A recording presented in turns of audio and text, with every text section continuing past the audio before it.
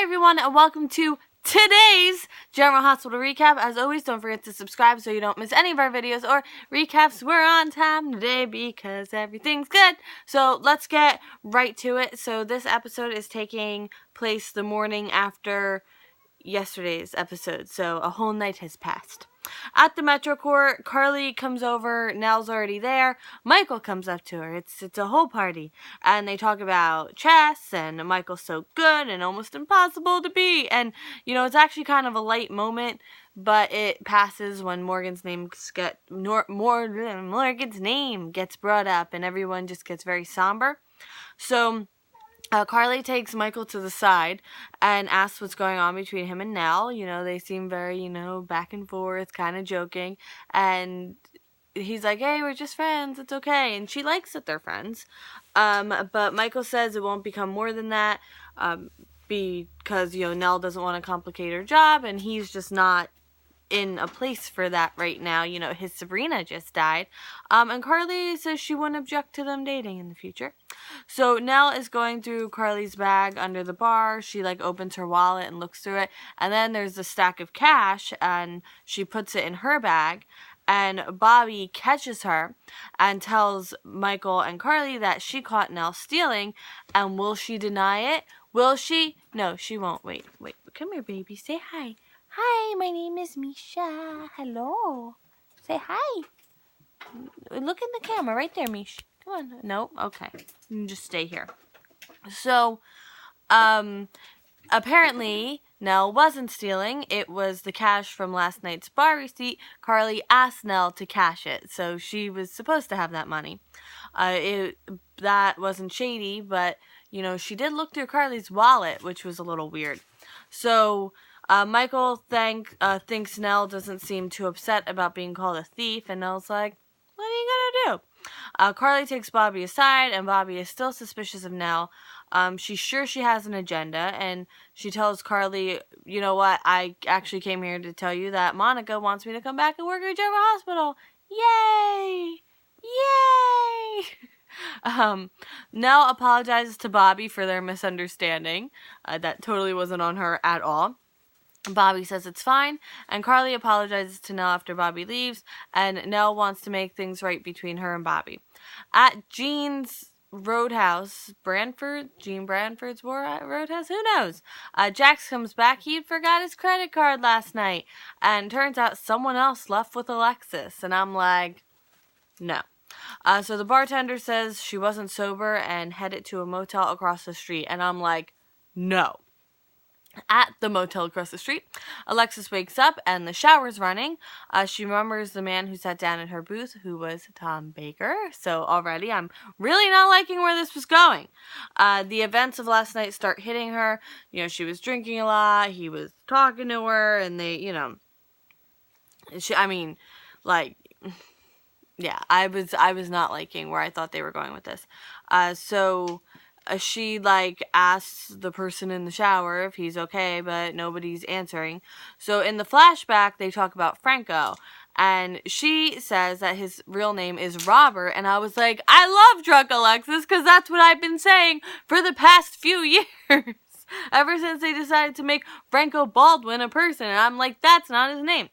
And she says he's a reformed serial killer, thereby making his threats null. And turns out he didn't go across the motel with her, which I was really glad, because she was way too drunk to consent to anything, and he was just watching her drink. And someone is at the door of the motel, though. So she had herself left the water on. The water damage everywhere, and JAX comes up. So JAX didn't buy her stories, but yet still left her there alone, and she went to the motel with someone, but she says she has everything under control, but the bathroom's flooded, and JAX says he's going to call her daughters and tell them what happened, and, because this isn't her and she needs an intervention. So she says she doesn't need an intervention or his judgment, she's fine, and it's none of his business, she's all good, but he sees right through her, and, she drinks until she blacks out. And she says if he tells them, then she'll tell his family about Jocelyn and the kidney he bought. And I was like, that's super low. But, you know, what I don't expect anything else from someone who's desperately trying to hide this, you know. At General Hospital, Liz sees Tom Baker in the paper. She has a problem with Franco, and she's not thanking him for what he did, obviously. She says he could end up ruining her life all over again if Franco doesn't stop. So she doesn't want to see him go to jail, and he says that she's worth the risk. But what she brings up, what if Tom Baker was going to stay away, but now he sees her as a challenge because of what Franco did?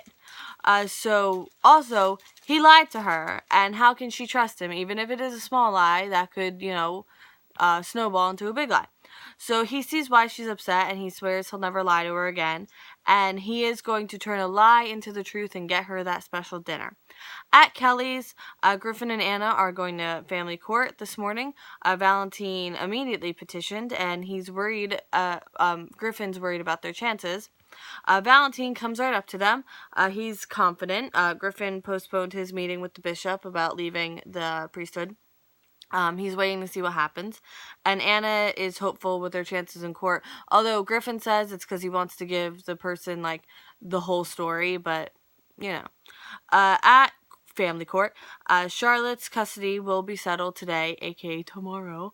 And Anna makes a parental fitness case.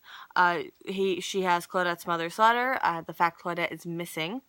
They have statements from Maxie and Nathan, that Claudette had a genuine fear of Valentine, a justified fear too, because they have Dante and Lulu's statements about being held captive by him. Laura, Kevin, Ava, Jason, Sam, like everyone kind of stepped in on this. So Anna's not leaving anything out. She even has Kevin's medical records, and, you know, the Greek authorities may have cleared him, but that doesn't mean he didn't commit these actions. He shouldn't be allowed to be around any child, but it doesn't exactly say why Griffin should be the one to step in, you know? So, you know, does he wish to raise this child, Dr./Father Monroe? So, Griffin vows to leave the priesthood if he gets custody, and he believes in his heart that they're all there for Charlotte's well-being. But it's Valentine's turn, and he twists everything, and he says, you know, Kevin was an intruder, and he fired a warning shot, and Kevin got in the way, and then Griffin has an outburst, and it comes out that Claudette lied, and first Nathan was named as the father, and then Griffin, and now, you know, that wasn't even true. And the judge wants to hear from the child herself, and that's where Anna didn't want to be, because Anna and Griffin both know that Charlotte likes Valentine and doesn't see him as a threat. So that end scene. So Carly tells Nell everything's fine, just let it blow over, and Michael wonders why Bobby has, like, kind of pinpointed on Nell. When Nell gets in the elevator, she smugly to herself goes, "That went well," and I was like, you're up to something.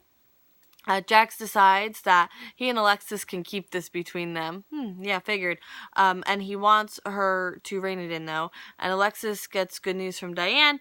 The ethics committee may review her suspension after the first of the year. But is that good news? Charlotte seems to like Valentine, and she calls him Papa, and I'm like, well, that's literally probably the worst thing that could have happened in this custody hearing.